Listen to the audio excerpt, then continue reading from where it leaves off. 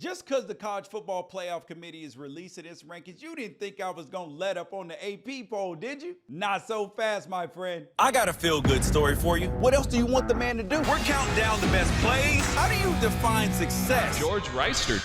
Because Ohio State was number one in the first College Football Playoff poll, and they're back number one this week. And I always do a deep dive onto how all of these things impact the AP poll, because I've been talking about, prior to the College Football Playoff Committee poll coming out, how the AP poll is not always consistent in calling people out, because Ohio State went from 10 second place votes in week 10. So the week 10 AP poll came out on Sunday. College Football Playoff Committee rankings came out on Tuesday. Then you get another AP poll on Sunday. And then today, here we sit, the next iteration of the College Football Playoff rankings. Ohio State went from 10 second place votes in week 10 of the AP poll to 15 second place votes, despite being behind on the scoreboard against Rutgers at halftime. How did the Buckeyes gain 5 second place votes? Adam Cole of the Opelika Auburn News moved them above Florida State and Michigan. Do we think that the Buckeyes impressed Mr. Cole, or do we think that he's letting the College Football Playoff rankings do his work for him? Look at Georgia, overwhelming number one in the AP poll. They beat a ranked Missouri 30-21, and then the College Football Playoff Committee reacted by leaving them at number two. Georgia is 92nd in the country in strength of schedule per College Football Reference. And without Brock Bowers, they don't have a dominant offensive skill position player. Tyke Smith and Malachi Starks have been feasting on Georgia's opponents, being forced to throw a combined 6 interceptions, but the defense has only recovered 1 fumble in 9 games. So this Georgia team, similar to Michigan, hasn't played a great schedule, but at least they played Missouri last week. Now look at Michigan. They lost 10 first place votes in the AP poll over their bye week and didn't get any of them back this week until they suffocated Purdue. And then the College Football Playoff Committee reacted by leaving them at number 3. And Michigan has had more points at halftime in all 9 of their games this year than their opponent has scored all game long. We need to start asking the question that if a team stays at 2 in the AP poll for the entire season and loses their final game to a team that's also in the top 4, do they deserve to make the college football playoffs without making it in their conference championship game? Because that's going to be the question that continues to get asked. But that would mean that they would have to beat Ohio State in the regular season to not have that happen. Or if they lose to Ohio State, people are still going to be banging on the drum for Michigan, even though the only ranked win that they would have would be Penn State, who at that point in time would have 2 losses. Come on, man, make it make sense. Then you got Florida State, 4th in the AP poll for a 5th consecutive week, and the College Football Playoff ranking has them at number 4. And a lot is made of Jordan Travis, but this team is being carried by its defense right now, and they're improving every single week. Now, the one weakness people thought that this team had was the way that they performed on the road in the ACC.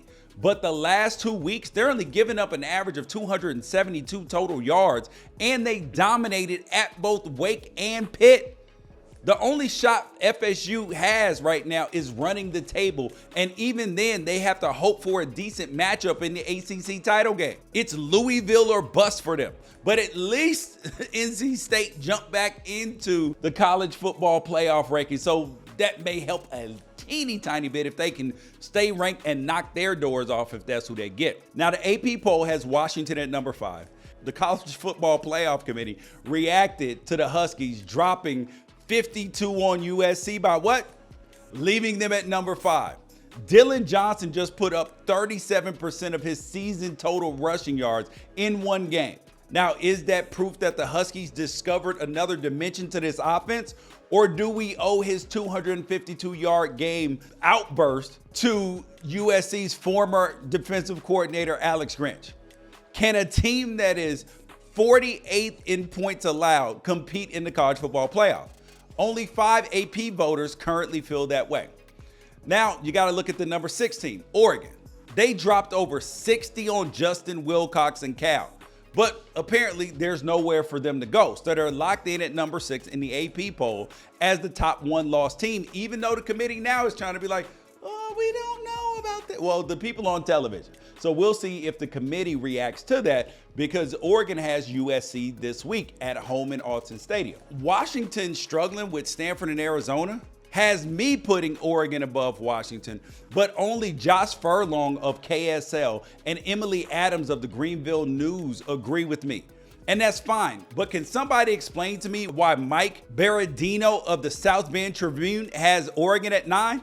Maybe it's because I called him out a few weeks ago for being a hypocrite on some of these rankings, but you never know. Then you gotta look at Texas, who's sitting at number 7. They survived an overtime scare with Kansas State with Malik Murphy at quarterback, and they're sitting at 8-1 for the first time since 2009. The AP has Texas at number 7, and the College Football Playoff Committee right at number 7 where their boys was last week.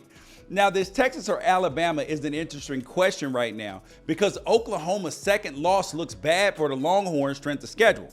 But then Texas beat Alabama, not at a neutral site, not in Texas. Nope, they beat them in Tuscaloosa. And the AP only has 5 voters that have Alabama above Texas, but they've only separated by 47 points because some voters, like Chuck Landon of the Charleston Gazette-Mail, have Texas 3 full spots behind Alabama. And when you look at both schools winning out, it's hard to imagine that Alabama wouldn't ultimately leap Texas in the AP, even if both teams are 12-1, because that would mean Alabama beat Georgia. Think about that. With Oklahoma losing, the only 3 teams that are still alive that are outside the top 8 right now are Penn State, Ole Miss, and Louisville. And Ole Miss can't get in without Alabama losing twice. Penn State can't get in unless they beat Michigan, who turns around and beats Ohio State. And the tiebreaker for the 3 teams in the Big Ten East is the combined record of the teams that they play from the Big Ten West. And right now, Penn State has the tiebreaker, so they still got a shot. Louisville being disrespected by the AP all year, being ranked behind Notre Dame, who they beat for the majority of the season. And now Notre Dame with 3 losses. The same voters didn't give the Cardinals credit for the win. They're now dinging Louisville for the Notre Dame having 3 losses. Man, come on, man.